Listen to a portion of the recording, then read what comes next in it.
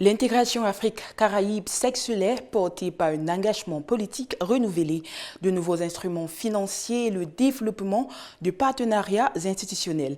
Les dirigeants des deux régions appellent à un renforcement de la coopération entre l'Union africaine et la CARICOM afin de transformer les liens historiques de longue date en une coopération économique structurée. Ce numéro d'Africa 24 Caribbean Journal explore les appels à un rapprochement entre l'Union africaine et la CARICOM, l'initiative de financement de 5 milliards de dollars d'Afreximbank en faveur de la CARICOM, le portrait de Daniel Best, président de la Banque de développement des Caraïbes, un entretien avec John Osborne, ministre de l'Agriculture de Montserrat, les avancées en matière de système de paiement numérique grâce au PAPS et un focus sur la Jamaïque. Les appels à une coopération Afrique-Caraïbes plus étroite se multiplient, les dirigeants plaidant pour un renforcement du rapprochement entre l'Union africaine et la communauté caribéenne.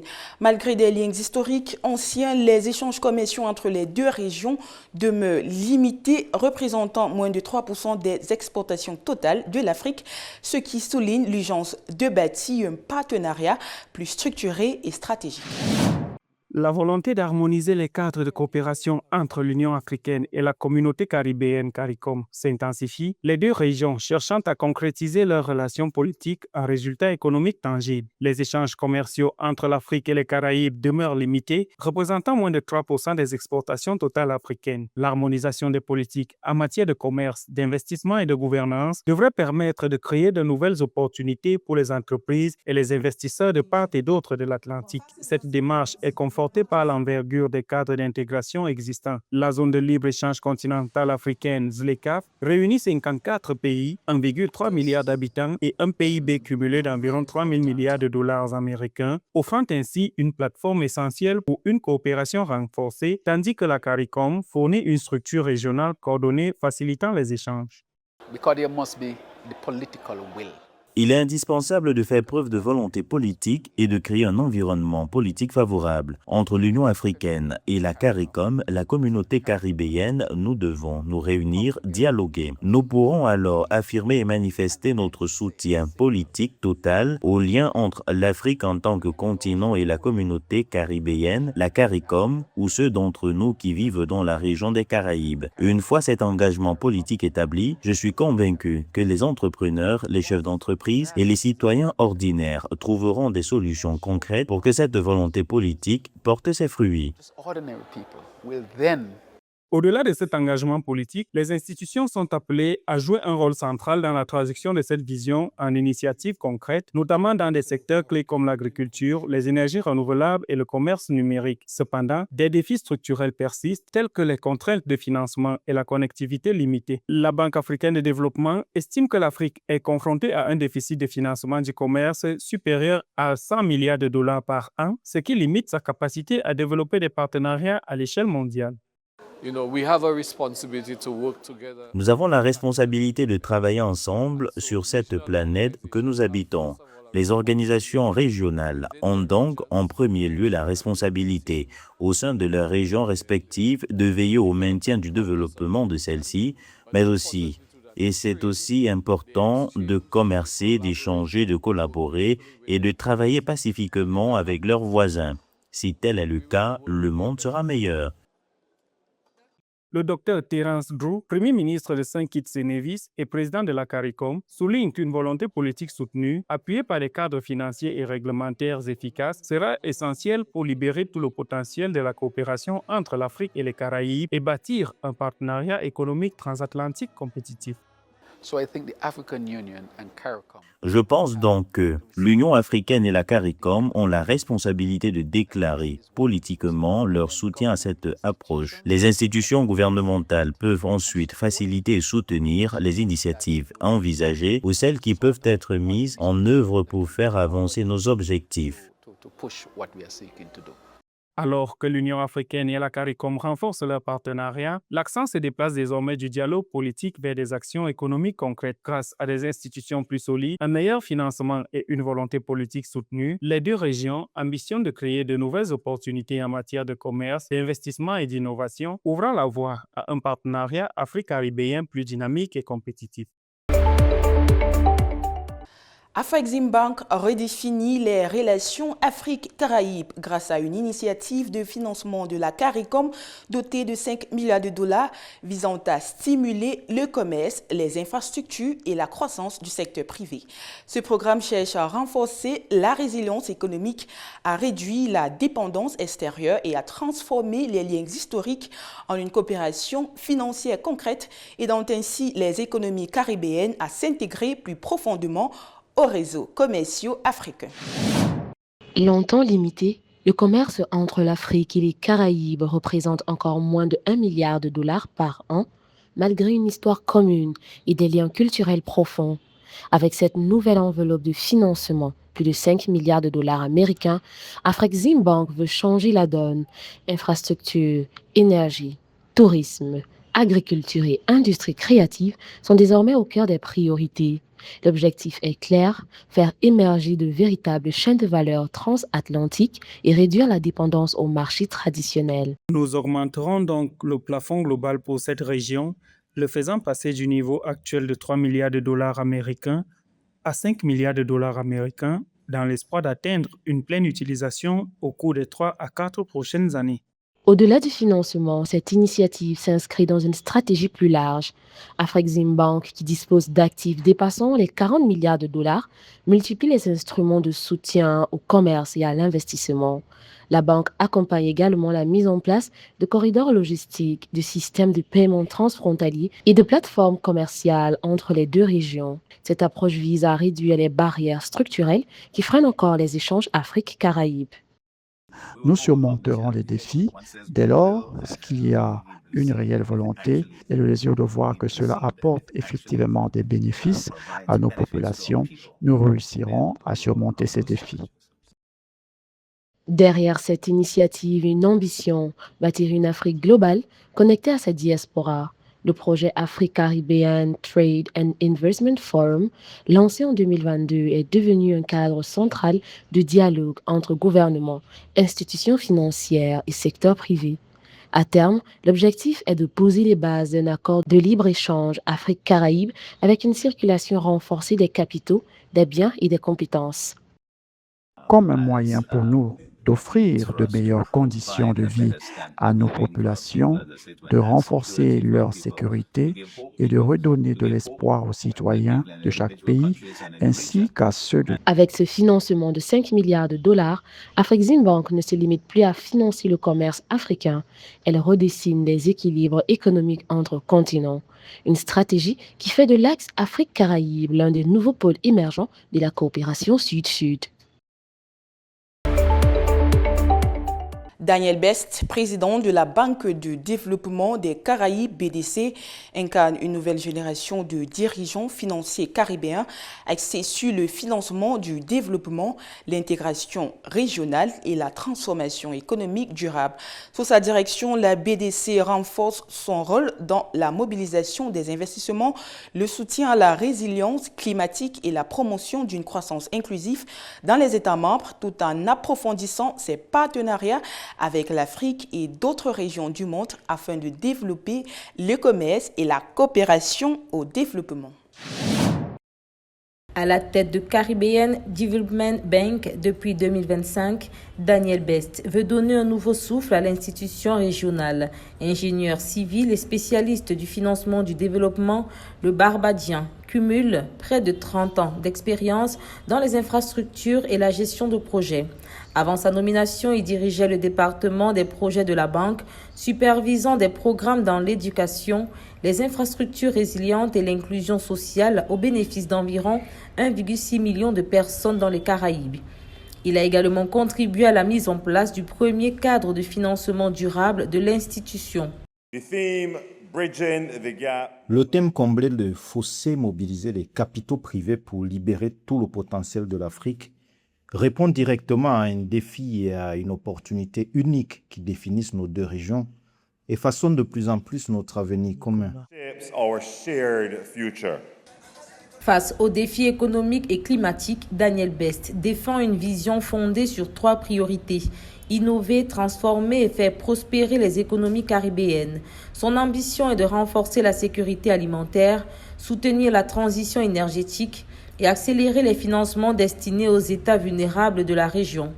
Sous son leadership, Caribbean Development Bank prévoit également de lancer de nouveaux produits financiers pour accompagner le secteur privé et renforcer la résilience des économies insulaires.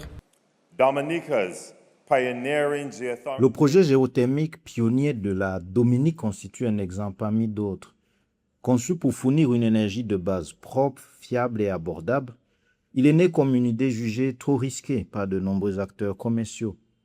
Pourtant, grâce à un leadership public fort, à une répartition rigoureuse des risques, à des financements concessionnels, à l'expertise du secteur privé, il ouvre désormais la voie à la transformation des énergies renouvelables dans les petits États insulaires vulnérables. Daniel Best insiste également sur le rôle clé des institutions financières de développement dans la transformation des économies.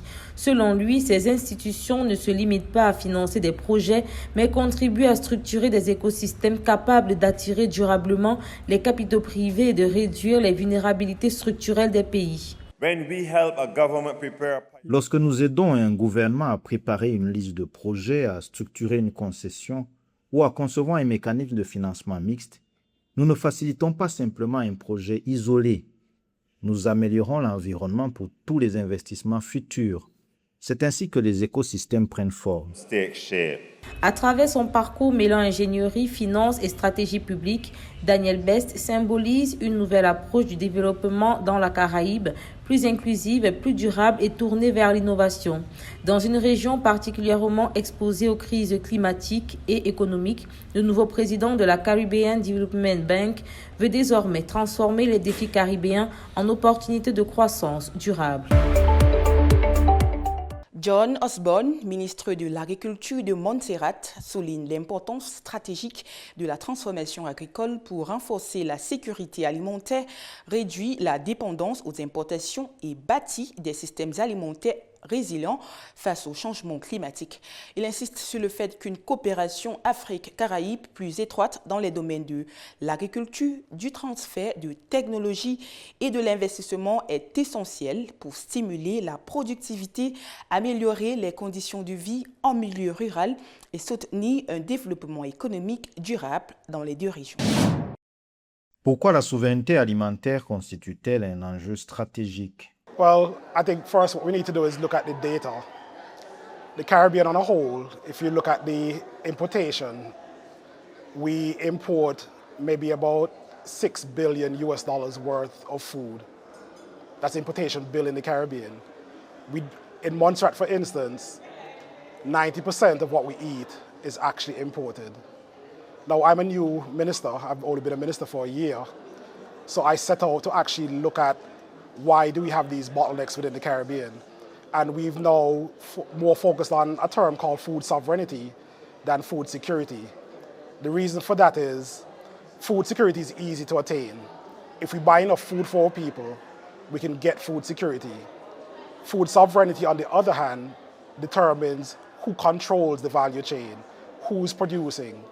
And the reason why that is important, especially in a state like Montserrat, is that if you're importing everything, it means that you have zero control of the external pricing of food.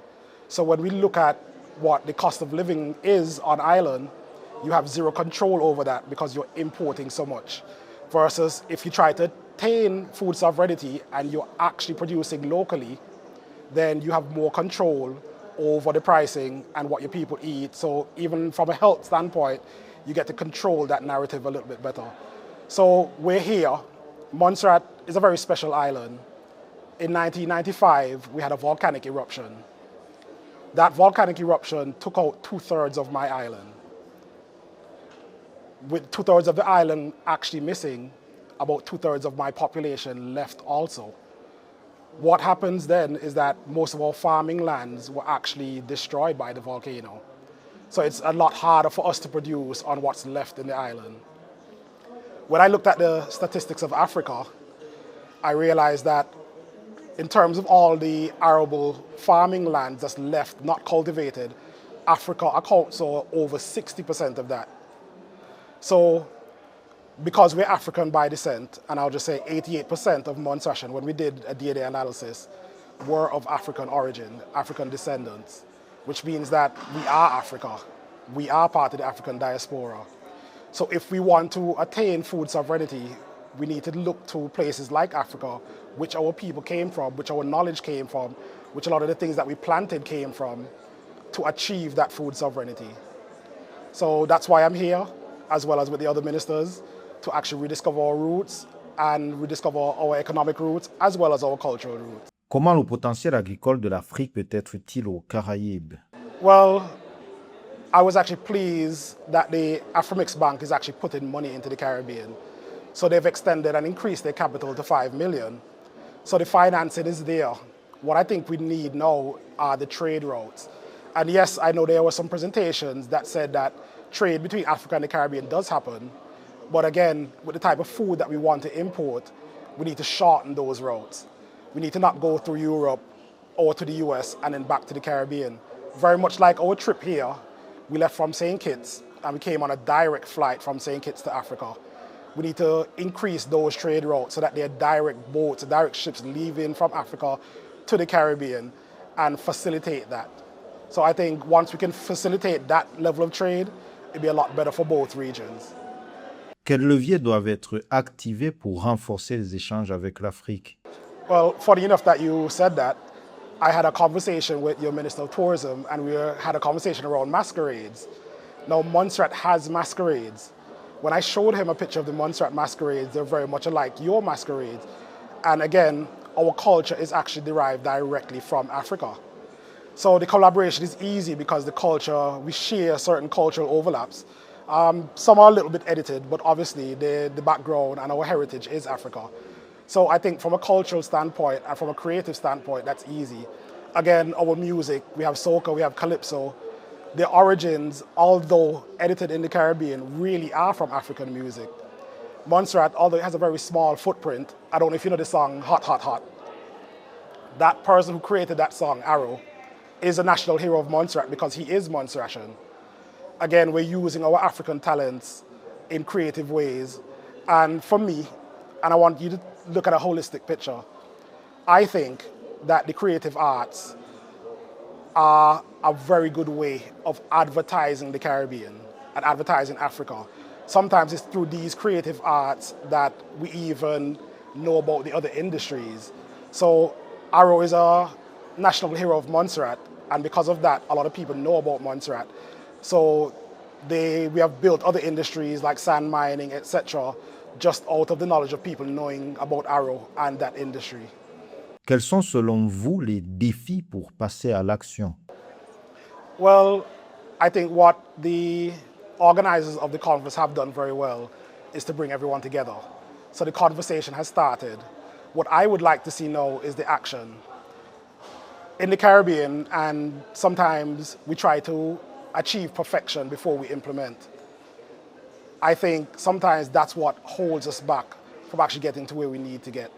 So Ms. Aisha Maina and Mr. Honorable Samal Duggins, I think what they have done is very wonderful in that they've actually started the action.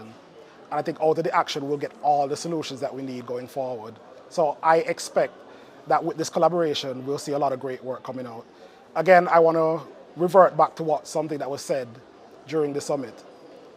If you link Africa and the Caribbean, you have over 70-something nations with one voice. That becomes the most powerful voice ever in the world.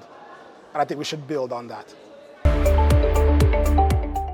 Le développement des échanges commerciaux entre l'Afrique et les Caraïbes est de plus en plus lié à l'intégration financière et à l'efficacité des systèmes de paiement.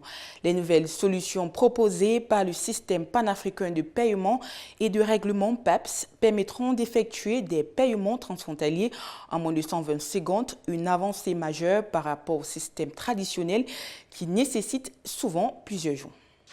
Le développement des échanges commerciaux entre l'Afrique et les Caraïbes repose de plus en plus sur l'intégration financière et les systèmes de paiement plus efficaces. Le système panafricain de paiement et de règlement PAPS permettra d'effectuer des transactions transfrontalières en moins de 120 secondes, une amélioration considérable par rapport aux systèmes traditionnels qui peuvent prendre plusieurs jours. Cette évolution intervient alors que les échanges entre les deux régions représentent toujours moins de 3% des exportations totales, ce qui souligne la persistance des contraintes structurelles. Des dons se renforcent suite à l'approbation du PAPS par les gouverneurs des banques centrales de la communauté caribéenne CARICOM en 2023, ouvrant la voie à l'intégration d'un système de paiement régional caribéen au PAPS. Ce système permettra aux entreprises d'effectuer les transactions instantanées en monnaie locale. Ils ont autorisé le PAPS à contribuer à la mise en place d'un système de paiement et de règlement de la CARICOM. Ce système permettra à toutes ces îles d'effectuer des paiements instantanés entre elles. Ce projet pilote est sur le point de démarrer cette année. Par la suite, nous prévoyons d'intégrer le PAPS et le CAPS afin qu'une transaction initiée sur le continent africain puisse arriver par exemple à la Barbade en moins de 120 secondes, ce qui facilitera considérablement les échanges commerciaux. Je tiens à préciser que, comme on l'appelle, le commerce ne peut avoir lieu sans paiement. Les transactions transfrontalières actuelles entre l'Afrique et les marchés mondiaux prennent généralement de 3 à 5 jours et dépendent de banques correspondantes situées hors du continent. À l'inverse, le PAPS traite des paiements au sein du système, réduisant ainsi les délais. Les coûts de transaction sont réduits de plus de 90%, ce qui améliore considérablement l'efficacité. L'accélération des paiements devrait soutenir directement les échanges commerciaux qui restent limités entre l'Afrique et les Caraïbes. La plateforme permet également de surmonter les difficultés liées au change en autorisant les règlements en monnaie locale et en réduisant la dépendance aux devises étrangères, un obstacle majeur pour de nombreuses entreprises, notamment les PME. Nous avons constaté que les pays ayant adopté PAPS ont réduit leur dépendance aux devises étrangères de tiers jusqu'à 80%.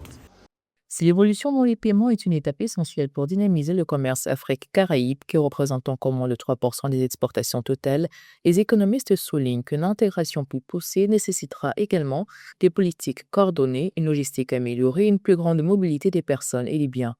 À mesure que ces conditions s'améliorent, les systèmes de paiement intégrés devraient jouer un rôle central pour faciliter les échanges commerciaux et renforcer les liens économiques entre les deux régions.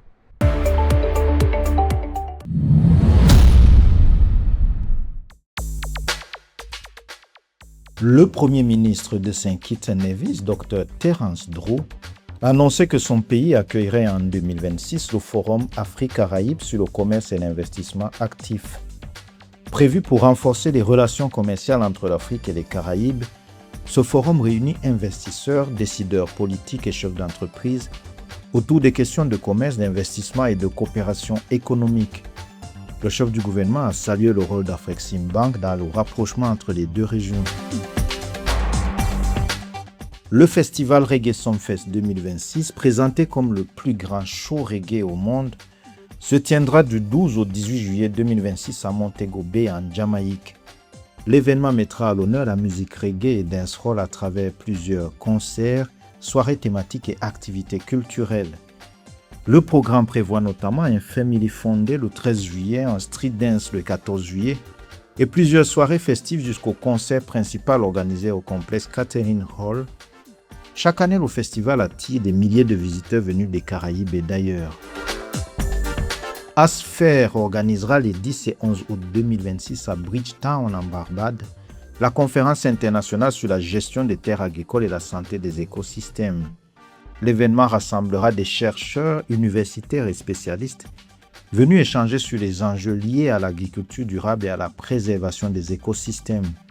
Les travaux porteront notamment sur le partage d'expériences, les innovations scientifiques et les nouvelles approches de recherche dans le domaine environnemental. La Jamaïque est un État insulaire des Caraïbes comptant environ 2,8 millions d'habitants et un PIB d'environ 19 à 20 milliards de dollars, principalement tiré par le tourisme, les services, les transferts de fonds et l'économie créative. Les services représentent plus de 70% du PIB, témoignant de la diversification de son économie malgré sa petite taille. Au-delà de son profil économique, la Jamaïque joue un rôle stratégique croissant dans l'intégration régionale, notamment depuis son adhésion au cadre de la Banque africaine d'import-export, ce qui la positionne comme un acteur clé dans le renforcement de la coopération commerciale et d'investissement entre entre l'Afrique et les Caraïbes. Longtemps connue principalement pour son industrie touristique et son rayonnement culturel mondial, la Jamaïque s'impose désormais comme un acteur stratégique du rapprochement économique entre l'Afrique et les Caraïbes. Avec environ 2,8 millions d'habitants et un produit intérieur brut estimé entre 19 et 23 milliards de dollars, l'île anglophone dispose aujourd'hui de l'une des économies les plus diversifiées de la région caribéenne. Portée par les services, qui représentent plus de 70% du PIB, la Jamaïque tire sa croissance du tourisme, des services financiers, des télécommunications, des transferts de fonds, de sa diaspora, ainsi que de son industrie créative mondialement influente. Son adhésion récente à la Banque africaine d'import-export marque une nouvelle étape dans son positionnement géoéconomique. Jamaica is the largest English-speaking country in the Caribbean. La Jamaïque est le plus grand pays anglophone des Caraïbes. Elle est située juste au sud de Cuba, qui est la plus grande île des Caraïbes. La Jamaïque s'étend sur 11 400 km². La Jamaïque est célèbre pour plusieurs raisons. Elle est célèbre pour sa culture, mais surtout sa musique, et elle a vu naître bon nombre de musiciens les plus remarquables au monde, comme le regretté Bob Marley. La Jamaïque est également célèbre dans le domaine du sport. Elle a produit la lettre le plus rapide au monde. Jamaica is also famous for its sports. Jamaica has produced the fastest athlete in the world. La Jamaïque possède d'importants atouts économiques. Le tourisme, notamment dans les régions de Montego Bay, Nedril et Ocorios, est le principal moteur de croissance, représentant entre 22 et 30% du PIB total et générant plus de 60% des recettes totales d'exportation en devises étrangères du pays. Complété par les transferts de fonds de la diaspora, surtout des États-Unis, du Canada et du Royaume-Uni. Le pays conserve un secteur minier stratégique et développe la logistique, le numérique et les activités portuaires. Sa position centrale vise à en faire une plateforme régionale du commerce et de transbordement maritime. La Jamaïque est également réputée pour son café Blue Mountain. Elle est aussi connue pour sa production d'oxyde et pour ses entreprises. La chaîne hôtelière Sandals est originaire de Jamaïque. Ainsi, pour beaucoup, la Jamaïque est considérée comme le pays le plus célèbre des Caraïbes. L'adhésion de la Jamaïque à Afreximbank en juillet 2025 a renforcé sa dynamique de coopération, la positionnant comme partenaire caribéen clé. Cette intégration offre à Kingston un accès élargi au financement et garanti pour stimuler les échanges avec l'Afrique. Le pays prévoit de mobiliser ses ressources pour les infrastructures, les PME, la culture, l'agriculture et la logistique. Pour le gouvernement, cette alliance est un levier stratégique de diversification économique face aux tensions mondiales et à la vulnérabilité climatique. So Jamaica is, for many people, Jamaica... En fait, quand je dis aux gens que je viens des Caraïbes, le premier pays qu'ils me citent est la Jamaïque. C'est donc un pays très célèbre, un pays qui se démarque vraiment. Sur le plan politique, il est également très connu. C'est donc un pays très progressiste, un pays qui a beaucoup contribué au monde et au développement mondial.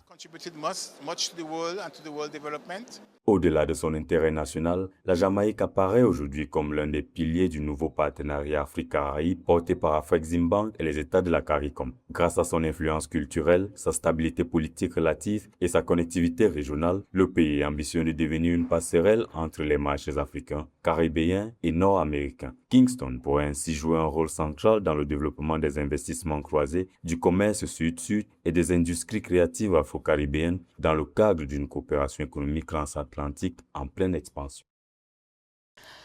Africa 24 Caribbean Journal est le premier magazine 360 degrés TV, digital et print, valorisant les stratégies et les partenariats qui dynamisent la coopération entre l'Afrique et les Caraïbes. Retrouvez cette édition sur Africa 24, Africa 24 English, l'application MyAfrica 24, première plateforme de streaming HD de l'Afrique, www.africa24tv.com et sur tous nos réseaux sociaux.